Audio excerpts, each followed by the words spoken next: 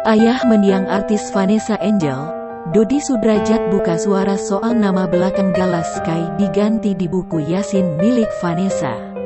Pada buku Yasin yang dibuat oleh ayah Vanessa Angel, diketahui bila nama putra pasangan Bibi Ardiansyah dan Vanessa Angel, Gala Sky, berubah.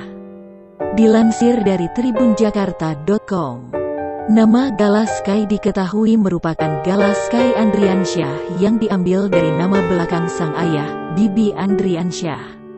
Namun di buku Yasin Vanessa Angel, nama Gala Sky berubah menjadi Gala Sky Azan. Feni Rose menyebut telah mencoba mengkonfirmasi terkait perubahan nama Gala Sky kepada Dodi Sudrajat.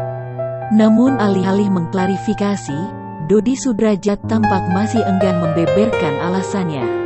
Alhamdulillah direspon sama Pak Dodi.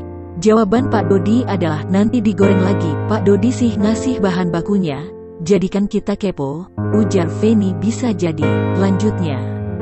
Nama Gala Sky berubah karena kesalahan dari pihak percetakan.